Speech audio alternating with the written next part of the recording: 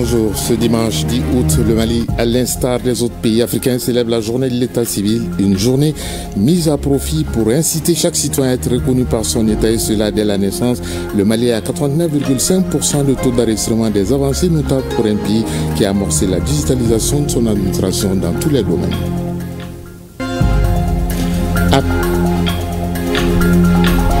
Appel Mali sort les muscles contre la désinformation sous toutes ses formes. Pour ce faire, ils viennent lancer la vulgarisation de la charte des professionnels de la presse en ligne, une charte qui engage les professionnels de la communication digitale à maintenir le cyberespace sécurisé face aux fake news qui polluent le monde de la presse, surtout digitale.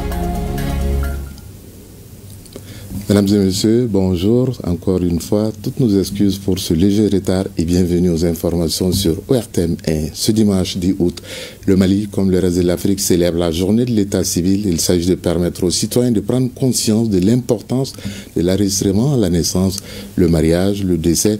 Au Mali, l'enregistrement des actes n'est pas systématique et automatique, en plus du manque d'informations pour certains, ajouté au manque de volonté pour d'autres. La célébration de cette journée, c'est pour inciter chaque citoyen à être reconnu par son État. Et au Mali, le taux d'enregistrement est de 89,5%. Awa Adaman Koulibaly, Sidiki Koulibaly et Al-Kaw Traoré nous parlent de l'importance de l'enregistrement des nouveau-nés et la procédure assure. Tu ne peux pas venir dire c'est mon enfant parce qu'il a mon oreille, il a mon nez, non. Après son premier cri annonçant son arrivée, l'acte primordial pour l'enfant n'est pas une fête, mais la déclaration de sa naissance à l'état civil. L'enregistrement de l'enfant, c'est le premier geste de protection de l'enfant. Non seulement ça lui confère une identité juridique nationale, ça lui ouvre l'opportunité d'accéder à divers services sociaux. Pour s'en procurer, le processus est assez simple. Cependant, il faut une bonne dose de constance. Après l'accouchement, il y a le baptême. Le nom est donné à l'enfant et ils viennent au niveau du centre de santé pour donner le nom, toute l'affiliation, le père, la mère, tout est connu et tout est acheminé au niveau de la mairie pour l'établissement du premier acte, qui est l'acte original, le volet 3. Mais le parent doit suivre. Ça peut être la maman, ça peut être un frère, ça peut être un père ou un oncle.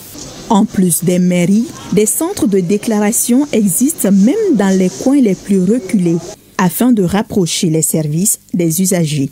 On assure le maillage du territoire à travers 815 centres principaux, près de 400 centres secondaires, près de 8000 centres de déclaration, donc 4000 dans des structures sanitaires. Et ici même, on a ce qu'on appelle le centre spécial qui s'occupe de l'enregistrement des Maliens qui sont à l'extérieur. On a rendu le premier acte gratuit, donc c'est en faisant peut-être les copies que les mairies demandent 100 francs par acte. Passé le délai d'un mois après la naissance, la procédure devient complexe. Toutefois, une autre alternative s'offre aux citoyens. Quand vous n'avez pas d'acte, vous passez par ce qu'on appelle le jugement supplétif. Ensuite, si vous avez un acte qui comporte des erreurs, il y a ce qu'on appelle le jugement rectificatif. Je pense que les citoyens doivent savoir qu'ils doivent passer par ça pour rectifier leur acte, au lieu de passer tout de suite à falsifier les documents. Ce jugement supplétif, bon, il faut des témoins pour attester que bon, ils connaissent l'enfant. C'est un jugement qu'on fait en bonne et due forme. C'est acheminé au niveau toujours de la mairie pour l'établissement de l'acte. Le taux d'enregistrement au Mali était de 87,5% en 2018, selon le recensement général de la population et de l'habitat. Une légère augmentation a été observée depuis lors. En Afrique, plus de la moitié de la population n'est pas enregistrée. Le Mali a quand même... et c'était un exemple quand il s'agit de l'enregistrement, parce qu'on a 89,5% de taux d'enregistrement. Malgré ce acquis, beaucoup reste à faire pour contrer les obstacles et également bénéficier des avantages. Les enfants migrants, les enfants qui sont en déplacement, ils sont sujets à plusieurs autres violations. En plus du recrutement, ils peuvent être arrêtés à tout moment. Et quand on est arrêté, il y a un âge de responsabilité pénale que tu ne peux pas prouver si l'enfant n'a pas d'excès d'acte de naissance. L'âge de mariage aussi est défini par ce document-là où on peut prouver que l'enfant a l'âge pour se marier ou pas. Pour que vous et moi, on soit visibles vis-à-vis de l'État, il faut qu'on ait un acte. Si vous n'avez pas d'acte, vous perdez votre nom, vous perdez votre nationalité, vous perdez tout. L'enregistrement des actes d'état civil est un pilier indispensable pour garantir en fait l'accès aux droits fondamentaux. Il y a l'identité juridique, il y a les droits électoraux, il y a les services de santé et aussi la protection sociale. Pour une meilleure fourniture de services, la digitalisation et l'interopérabilité entre les entités concernées sont en bonne voie au Mali. La Direction nationale de l'état civil possède des plateformes qui informent et orientent la population. Il y a eu une erreur sur l'extrait de naissance de mon petit-fils. Il faut que je vienne rectifier ça. J'ai mis sur Google Maps et puis ça m'a dirigé vers ici. Je suis né au Gabon, donc je suis là pour transcrire mon acte de naissance. J'ai pris les notes sur les réseaux sociaux. Ils m'ont dit de venir au niveau de Koulouba ici. Le mariage, le décès et bien d'autres sont également des actes d'état civil. Seulement, l'enregistrement de ces événements repose sur un premier document, l'acte de naissance. Il est au début et à la fin de tout processus. Alors, n'attendez plus, enregistrez les nouveau-nés pour leur bien-être. Ceci dit, l'association Appel Mali engage la lutte contre la désinformation à travers le lancement de la charte des professionnels de la presse en ligne. Cette charte engage les professionnels de la communication digitale à maintenir le cyberespace sécurisé et de lutter contre la désinformation sous toutes ses formes. Youssouf Diakité pour les détails. L'association des professionnels de la presse en ligne Appel Mali s'engage pour un cyberespace sécurisé, dépourvu de malinformation et de désinformation. C'est à travers cette charte de bonne conduite qui est officiellement lancée en présence des partenaires et des représentants des professionnels concernés.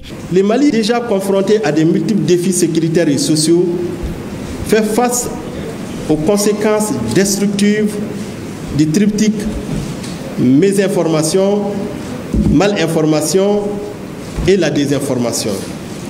MDM.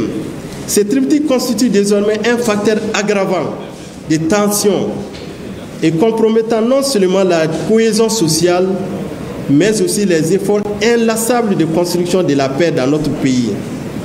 Et face à cette réalité, nous n'avons pas le choix. Il nous faut agir de manière collective, responsable et structurée. Et c'est dans cette dynamique que notre association, Association des professionnels de la presse en ligne au Mali, s'est engagée à promouvoir un espace numérique plus responsable, plus respectueux, avec des principes fondamentaux du journalisme. Ce projet vise donc à promouvoir, sinon à renforcer la participation citoyenne, notamment des jeunes et des femmes, à promouvoir une information éthique et responsable et à lutter activement contre la désinformation et les discours de haine. Le ministère de la Communication, de l'Économie numérique et de la modernisation de l'administration, après avoir salué la pertinence de l'initiative, a rassuré les professionnels des médias digitaux que l'accompagnement du département ne fera pas défaut. La charte des professionnels de la presse en ligne. Un acte qui s'inscrit pleinement dans les priorités du gouvernement de la transition, soucieux de garantir un espace numérique sécurisé, éthique et vecteur de cohésion sociale. À l'ère du numérique, la désinformation est devenue l'un des plus grands défis de notre temps. Si les outils digitaux offrent des opportunités remarquables en matière d'accès à l'information, ils facilitent aussi la diffusion massive de fausses nouvelles, de rumeurs malveillantes et de contenus manipulés. Une copie de la charte des professionnels de la presse en ligne est remise ici aux institutions chargées de la régulation des médias et au ministère de la Communication. Un mot d'éducation, les diplômés des universités de l'Organisation de la coopération islamique réunis en conclave à Bamako. Cette rencontre était placée sous le signe de la cohésion nationale et la promotion de la citoyenneté, ainsi que le vernissage de l'exposition des ouvrages produits par les universités de l'Association des diplômés des universités de l'Organisation de la coopération islamique OCI. Ibrahim Kaoukonate nous en dit plus. Contribuer à la vie citoyenne et au progrès collectif, tel est l'objectif de cette rencontre organisée par les membres de l'Association des diplômés de l'Organisation de la coopération islamique OCI. Donc aujourd'hui, nous avons un débat aussi qui va concerner les efforts qui ont été fournis par les diplômés de cette université. Car les diplômés de cette université sont très nombreux au Mali actuellement et ils sont parmi les plus nombreux même des diplômés des universités islamiques. Donc cette intelligentsia au Mali contribue largement au développement des pays et aussi à instaurer aussi la cohésion sociale et à sensibiliser sur les questions d'actualité qui concernent l'islam et la société. S'impliquer dans la participation citoyenne pour ces diplômés signifie mettre leurs compétences au service de leur communauté. Voilà, cette exposition aussi, ce sont des livres et des œuvres qui ont été, des œuvres intellectuelles qui ont été écrites par les diplômés de cette université. Ces livres ont été exposés ici afin que les autres comprennent qu'effectivement les diplômés de cette université contribuent vraiment à ce qui concerne les choses intellectuelles et aussi l'œuvre intellectuelle. Tous les efforts qu'on a fait pour l'association, on a estimé que c'est peu. Ce n'est pas à la valeur de l'association qu'on a reçue. Raison pour laquelle j'étais pleuré parce que j'ai reçu quelque chose que je n'ai pas à la hauteur, parce que je n'ai pas fait mieux que ce que j'ai vu. Mais quand même, ça m'encourage encore de faire plus. Encore que ça. C'est une association vraiment purement humanitaire. L'association des diplômés de l'université de l'OCI a pour objectif d'œuvrer à la promotion de la citoyenneté à travers des conférences, débats, des séminaires pour la bonne compréhension de l'islam, les droits et devoirs et de lutte contre l'extrémisme violent. Parlons à présent de la panafricaine célébrée le 31 juillet de chaque année. Dans ce cadre, le réseau Moussonnette a organisé une conférence de débat sur le thème « Synergie entre l'égalité des sexes et l'action climatique pour une transformation sociale et durable ». Au cours des échanges, plusieurs recommandations ont été formulées par les femmes en faveur de leurs droits. Compte rendu Adam Maïga et Abdou Salam Bambara. Nous subissons les effets néfastes du changement climatique. Parmi les conséquences, on peut citer les dégâts causés à nos semences et à nos graines par les inondations. À cela s'ajoute la sécheresse qui provoque la pourriture de nos légumes. Un témoignage de Diara Bintou Diawara, maraîcheur dans la commune rurale de Baguineda, illustre bien que les effets néfastes du changement climatique n'épargnent pas les femmes rurales. Alors, comment assurer leur autonomisation et leur protection face à ces risques? La question était au cœur de la conférence débat qui a réuni dans la capitale des femmes venues du Mandé, de Baguineda et de Moutoula. La première des choses, c'est que le gouvernement du Mali, à l'instar d'autres gouvernements, comme on participe tout le temps à la conférence des États partis sur le changement climatique qu'on appelle COP, il y a eu beaucoup d'engagements. Il y a beaucoup d'instruments juridiques qui existent. Il y a des impacts différenciés du changement climatique sur les femmes. Et il faut faire de telle sorte que chaque fois qu'on prend des décisions concernant les communautés, concernant le développement des localités et du pays, il faut que ces femmes soient mises en avant et prendre en compte, intégrer leurs besoins dans ces préoccupations. Au cours des échanges, plusieurs recommandations sont formulées. Il s'agit du renforcement et l'autonomisation d'une part et la résilience des femmes rurales face aux défis climatiques d'autre part. Nous sollicitons nos autorités à renforcer les actions en faveur de l'égalité des genres pour l'accès des femmes à l'éducation, à la santé, à la justice et à la vie politique. Nous aimerions que nos voix soient écoutées, valoriser nos savoirs, soutenir nos initiatives pour que le Mali soit la lumière.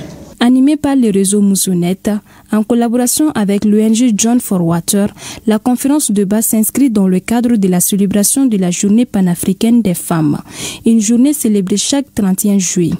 Et pour cette année 2025, c'était autour du thème « Synergie entre l'égalité des sexes et l'action climatique pour une transformation sociale et durable ».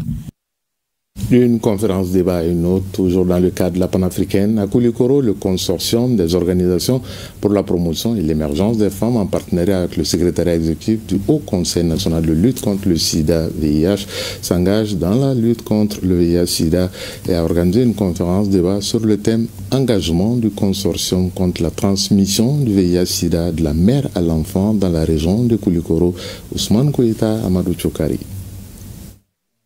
Les femmes de Koulikoro sont toujours engagées dans la lutte contre la transmission du VIH et le sida de la mère à l'enfant. Dans ce contexte, elles ont pris d'assaut le jeudi 7 juillet 2025 la salle de conférence de la CECIM de Koulikoro. Objectif s'imprégner des techniques de prévention contre le VIH et le sida. C'est une initiative du consortium des organisations féminines pour la promotion et l'émergence des femmes COFPEF, en partenariat avec le secrétariat exécutif du Haut Conseil national de lutte contre le VIH et le sida. Cette conférence débat s'inscrit dans le cadre des festivités du 31 juillet, journée panafricaine des femmes. Une mère séropositive peut bel et bien donner naissance à un enfant sain si elle est bien prise en charge. La prévalence de Koulikoro est de 1,2%, largement au-dessus de la moyenne nationale qui est 1,1%. C'est dans ce cadre que le secrétaire exécutif régional du Haut Conseil national de lutte contre le sida Koulikoro, en collaboration avec le consortium des associations féminines de Koulikoro, a jugé opportun de faire la promotion de l'élimination de la transmission verticale du VIH. Une chanson introductive a permis aux organisatrices de planter le décor.